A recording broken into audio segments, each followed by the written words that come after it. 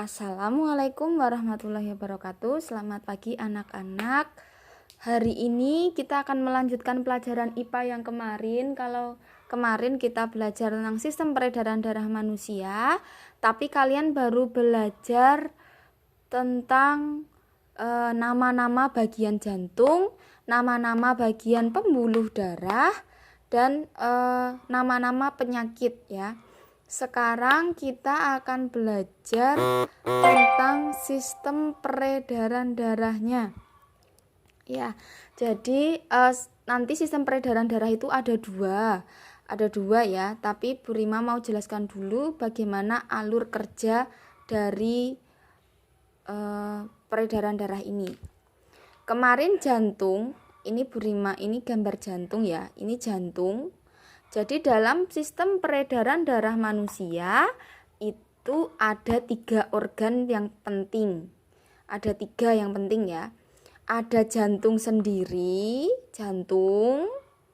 Kemudian ada pembuluh darah. Terus pembuluh darah ki sing endi to, Bu? Pembuluh darah itu kalau ini enggak kelihatan ya. Di tanganmu itu yang ijo-ijo itu loh. Yang gambarnya ijo-ijo. Punya Bu Rima enggak terlalu kelihatan pembuluh darahnya. Nah, pembuluh darah vena atau balik itu yang ijo-ijo itu loh. Kelihatan enggak kalau punya Bu Rima? Warnanya ijo. Kamu lihat sendiri punyamu itu yang warnanya ijo-ijo itu pembuluh darah. Yang warnanya ijo itu pembuluh darah. Jadi di mana-mana itu ada. Kalau enggak ada pembuluh darah berarti tubuhmu enggak dialiri darah. Nah, yang ijo-ijo ini kelihatan dikit ya. Coba kamu cek di tubuhmu yang kelihatan ijo-ijo, nah itu adalah pembuluh darah vena atau pembuluh darah balik. Kemudian pembuluh darah arteri. Kemudian pembuluh darah terbesar adalah di aorta. Aorta itu ada di sini, di dekat serambi kiri ini. Itu pembuluh darah terbesar karena dia mengalirkan darah bersih. Oke. Kemudian tadi Bu Rima sampai mana? Oh, ini jantung, ini pembuluh darah dan juga darahnya. Di sini Bu Rima karena tidak menyiapkan spidol merah, jadi yang di strip ini darah kotor, yang bulat-bulat ini darah bersih ya. Untuk membedakan. Jadi yang strip ini darah kotor, kemudian yang bulat-bulat ini darah bersih. Ini adalah tubuh TBB, itu tubuh bagian bawah. Kalau TBA itu tubuh bagian atas. Ini paru-paru dalam sistem peredaran darah manusia itu fungsinya adalah untuk menyuplai udara bersih dalam peredaran darah. Oke, sekarang kita mulai. Bu Rima jelaskan terlebih dahulu. Jadi ini manusia, ini tubuh bagian bawah. Atau misalnya, tapi dalam ujian itu biasanya gambarnya seperti ini ya. Nggak sejelek ini sih, karena Bu Rima gambarnya nggak terlalu bagus juga. Anggap saja seperti ini ya. Jadi manusia menghirup udara. Nah, udara itu menghirup udara. Jadi udara ini akan tidak selalu bersih dan tidak selalu kotor. Jadi macam-macam. Jadi dari tubuh manusia ini darah kotor yang dibawa oleh pembuluh vena. Jadi darah kotor yang bersamaan dengan udara tadi dibawa oleh pembuluh vena masuk ke serambi kiri kanan. Oke. Nah, di sini kurang ini. Ini harusnya ada. Nah, dari serambi kanan darah kotor tadi masuk ke bilik kanan. Setelah masuk bilik kanan memompa darah dikompo ben iki iso munggah nang paru-paru untuk dibersihkan. Ya, sik kan darahnya dikompo, terus darahnya munggah, iki dibawa oleh pembuluh arteri pulmonalis yang kemudian masuk ke paru-paru untuk dibersihkan. Jadi darah kotor atau darah yang kaya karbon dioksida masuk ke paru-paru untuk dibersihkan. Kemudian darah yang dibersihkan dalam paru-paru kan bersih, kemudian keluar. Darah yang sudah dibersihkan di paru-paru kan menjadi darah bersih. Nah, darah bersih itu juga sama jadi darah bersih itu darah yang kaya oksigen. Kaya oksigen, ini dibaca oksigen. Kalau darah kotor itu darah yang kaya karbon dioksida. Jadi kalau darah bersih itu darah kaya oksigen, kalau darah kotor itu kaya karbon dioksida. Kemudian darah bersih yang kaya oksida, darah bersih yang kaya akan oksigen itu dibawa oleh pembuluh vena pulmonalis yang dimasukkan ke serambi kiri. Ya. Jadi serambi kiri ini itu fungsinya menerima darah bersih dari paru-paru. Ya, berima ulang, ini dari paru-paru. Kemudian darahnya kan sudah bersih karena sudah dibersihkan dengan udara yang bersih di paru-paru. Kemudian darah menjadi darah yang bersih yang dibawa oleh pembuluh vena pulmonalis masuk ke serambi kiri. Darah bersih yang diterima serambi kiri diteruskan ke bilik kiri untuk dipompa. Jadi dipompa kan nek ban dikompo itu kan ban udaranya munggah sehingga nanti bisa bannya iso penuh iso kebak. Nah, ini juga darahnya juga dipompa agar dia bisa naik dari bilik kiri. Darah bersih itu dipompa untuk bisa naik hingga diteruskan oleh pembuluh arteri atau nadi, itu diteruskan ke seluruh tubuh atau diedarkan ke seluruh tubuh gitu ya.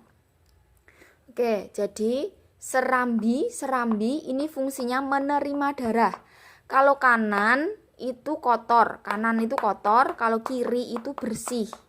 Jadi kalau serambi kanan berarti menerima darah kotor dari seluruh dari tubuh manusia. Bilik kanan itu memompa darah kotor yang diteruskan ke paru-paru. Serambi kiri menerima darah bersih dari paru-paru.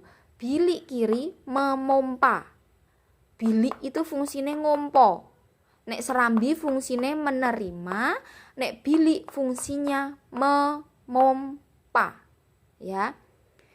Pulmonal ini yang pembuluh pulmonalis itu selalu di atas. Ya. Arteri pulmonalis, vena pulmonalis, pembuluh arteri atau nadi, vena atau balik. Nah, itu penjelasan singkatnya. Kemudian sistem peredaran darah manusia yang biasa keluar di soal itu ada 2. Sistem peredaran darah kecil dan sistem peredaran darah besar. Gimana cara menghafalnya? Jadi sistem peredaran darah kecil, karena kecil berarti itu enggak ke seluruh tubuh. Tapi kalau besar itu berarti diedarkan ke seluruh tubuh. Ya, ada jembatan keledainya, tapi ini Bu Rima tuliskan di kertas karena papan tulisnya tidak cukup. Oke, jadi sistem peredaran darah ada 2. Yang pertama, sistem peredaran darah kecil, 2, sistem peredaran darah besar. Jadi untuk gampang kehafalan, kalau sistem peredaran darah kecil itu melalui paru-paru. dia selalu dan akan lewat paru-paru, akan ada paru-paru, tidak mungkin tidak ada. Jadi di soal itu niteninnya gampang. Pokoknya nek ada paru-parune berarti itu termasuk yang kecil. Kemudian kalau yang besar itu pasti pakai seluruh tubuh. Kalau tidak ada seluruh tubuh maka dia termasuk yang kecil. Ya. Kalau ditanya sistem peredaran darah bersih itu sama dengan sistem peredaran darah seluruh besar. Kalau sistem peredaran darah yang kotor itu peredaran darah kecil karena kan darah kotor masuk ke paru-paru, ya kan? Kalau bersih masuk ke seluruh tubuh. Nah, itu untuk gampang gitu ya. Sekarang kita belajar dulu yang sistem peredaran darah kecil.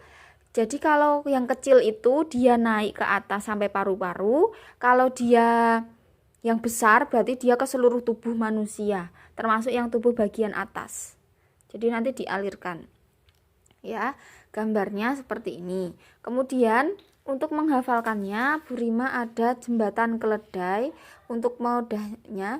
Jadi sistem peredaran darah kecil untuk menghafalkannya itu minta Bika Ambon ternyata Papa Vena mau serambi kiraton. Jadi minta Bika Ambon ternyata Papa Vena mau serambi kiraton. Kita cocokkan dulu ya di sini Bu Rima. Ya. Minta Bika itu bilik kanan. Ambon tuh cuma untuk mudah, ternyata itu arteri pulmonalis, Papa paru-paru. Vena pulmonalis, mau serambi tetap serambi, kiraton berarti kiri. Kita cocokkan dulu. Jadi dari bilik kanan. Ini bilik kanan. Bilik kanan tadi itu adalah fungsinya darah kotor dipompa di bilik kanan agar bisa naik ke paru-paru. Ini ada dalane ini. Nah, jadi dari bilik kanan darah kotor dipompa naik yang dibawa oleh arteri pulmonalis, benar kan? Arteri pulmonalis masuk ke paru-paru. Darah kotor dibersihkan di paru-paru, kemudian keluar, darah bersih keluar, dibawa oleh pembuluh vena pulmonalis masuk ke serambi kiri. Jadi darah kecil, darah kotor itu sistem peredaran darahnya dimulai dari bilik kanan, darah kotor yang dipompa di bilik kanan naik yang dibawa oleh pembuluh arteri pulmonalis masuk ke paru-paru untuk dibersihkan. Setelah dibersihkan, darah bersih dibawa oleh vena pulmonalis masuk ke serambi kiri.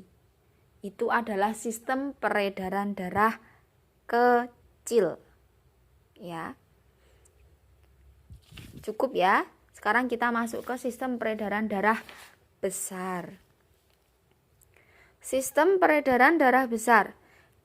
Memudahkannya jembatan keledainya, kiri ternyata rubuhkan nama 100 kandidat. Kiri ternyata rubuhkan nama 100 kandidat. Jadi kirinya itu bilik kiri.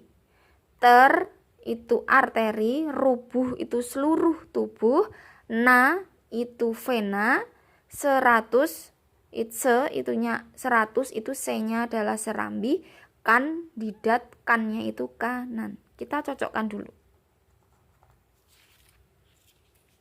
Oke.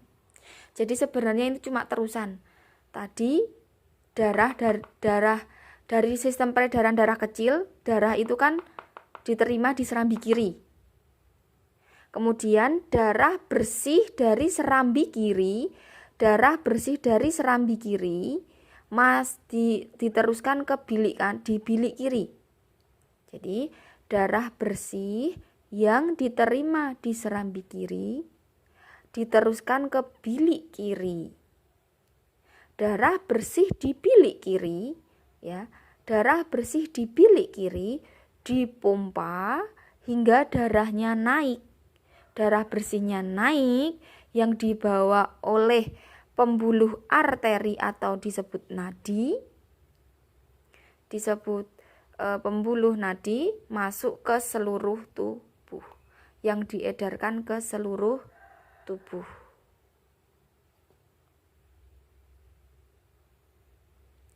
Ke seluruh tubuh, kemudian udah diedarkan ke seluruh tubuh. Lah kita sebagai manusia itu kan terus-menerus menghirup udara. Untuk menghirup udara, jadi meskipun di darah itu pun udara itu sangat penting. Kemudian dari seluruh tubuh manusia itu menghirup udara lagi.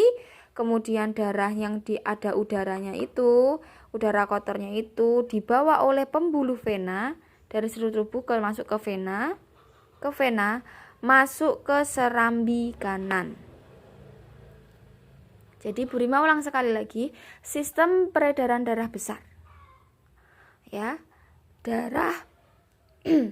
Darah bersih yang diterima di serambi kiri masuk ke bilik kiri. Darah bersih yang masuk ke bilik kiri dipompa agar darahnya naik, ya, masuk ke yang dibawa oleh pembuluh arteri ini,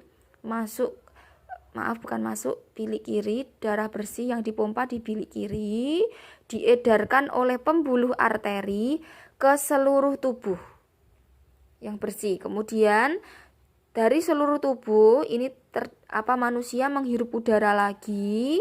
Udara itu juga ada yang bersih, ada yang kotor. Nah, kemudian udara tersebut tadi bercampurkan dengan darah. Alhasil darahnya ini belum menjadi darah yang bersih. Nah, darah yang kotor ini dibawa oleh pembuluh vena masuk ke serambi kanan. Ya, masuk ke serambi kanan. Dan ini akan terus-menerus berputar. Ya. Tapi kalau pembuluh darah besar sampai di serambi kanan. Gitu. Nah, itu adalah skema atau Bu Rima cuma menjelaskan sistem bagaimana berputarnya darah. Terus Bu Rima mau tunjukkan contoh-contoh soal. Kenapa kalian harus menghafal sistem peredaran darah? Kenapa harus menghafal? Karena soal-soalnya bentuknya akan seperti ini. Yang punya buku Algendon silahkan bisa dilihat sendiri bentuk-bentuk soal. Kalau kalian tidak hafal, ya nggak bisa mengerjakan. Kenapa Bu Rima berikan kalian skema dan meminta kalian untuk nanti menghafalkan? Karena memang kalau cuma seperti ini, cuma ada ini, kalian mungkin hafal tapi tidak tahu letak-letaknya mana, ya kan? Maka dari itu silahkan kalian nanti menggambar di kertas yang agak lebih gede, ya. Boleh kertas apa aja, manila boleh, asturo boleh, terus kertas pokoknya yang nggak cuma di buku tulis ya, karena nanti kalau di video nggak kelihatan. Oke, jadi nanti kalian gambar seperti ini. Boleh dikreasikan, misalnya jantung ini gambarnya bukan hati, bukan love gini ya. Kalau Bu Rima kan gambarnya love, kalian kotak juga boleh. Terus darah bersihnya ini mau digambar pakai warna biru boleh, darah kotornya dikasih warna merah boleh. Yang penting silahkan digambar skema ini, kemudian dihafalkan dengan menunjukkan. Jadi seperti Bu Rima tadi, ya, seperti Bu Rima tadi. Bu Rima contohkan satu kali lagi. Sistem peredaran darah kecil. Dimulai dari bilik kanan.